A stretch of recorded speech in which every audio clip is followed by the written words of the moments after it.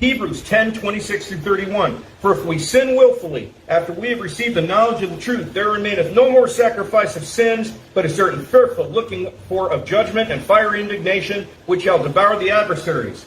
He that despised, keep that word in mind, he that despised Moses' law died without mercy under 2 or 3 witnesses. Of how much sorer punishment, suppose ye, shall he be thought worthy who have trodden underfoot the Son of God, and hath counted the blood of the covenant wherewith he was sanctified an unholy thing, and hath done so despite the Spirit of grace. For we know him that said, Vengeance belongeth unto me, I will recompense, saying the Lord. And again, the Lord shall judge his people. There it is right there, brother. Maybe not.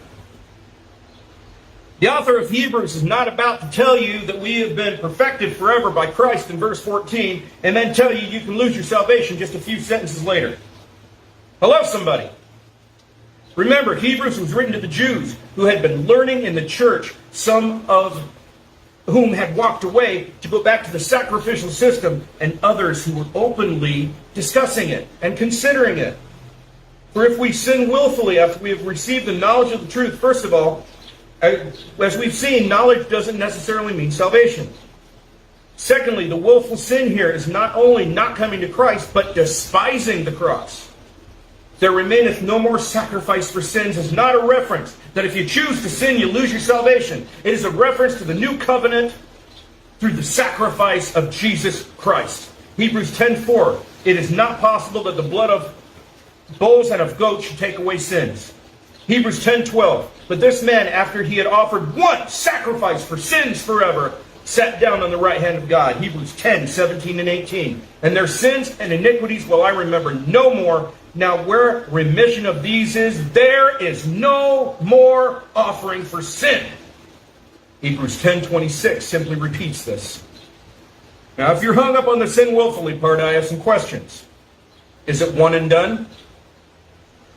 Because let's face it, all sin, whether you are, no matter how badly you're being tempted, you've made the choice. So is it one and done?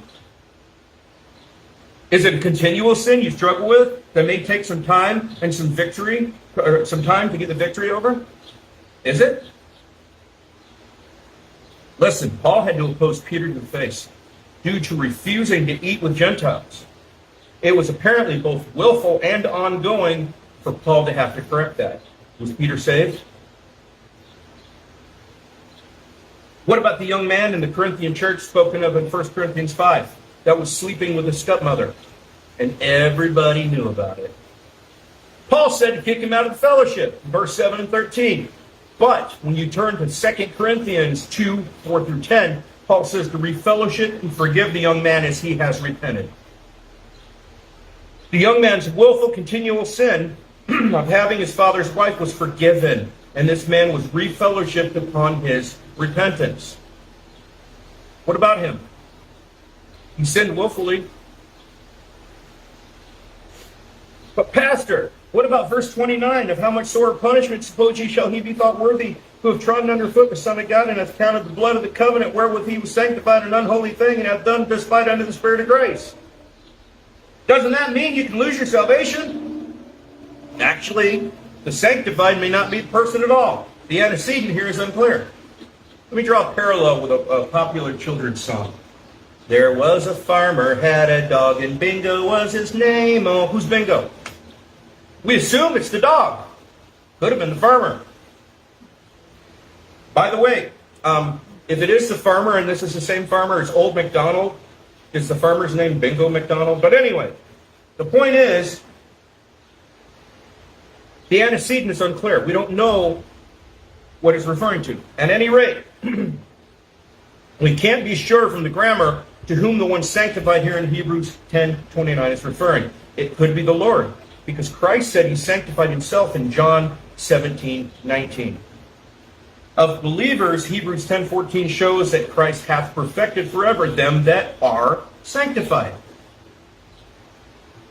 So how can we talk about somebody being sanctified, or how can the writer, I believe it was Paul, and I can prove it, but whoever the writer is of Hebrews says that them that are sanctified have been perfected forever, and then down below and say, oh, by the way, If you're sanctified, you can still lose your salvation. How is that possible?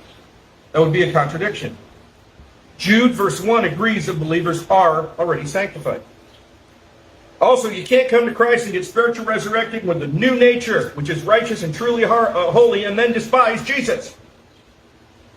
The message of this passage in Hebrews 10 is that if these Jews sin willfully, the blood sacrifices of the Old Testament that some of them were talking about going back to after receiving gospel knowledge cannot cover their sin. There is no more sacrifice for sin except Jesus Christ.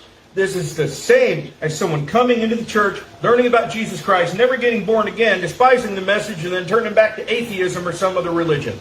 There is salvation in none other than Jesus Christ. If you reject him and despise his once-for-all sacrifice, you have nothing to look forward to but judgment.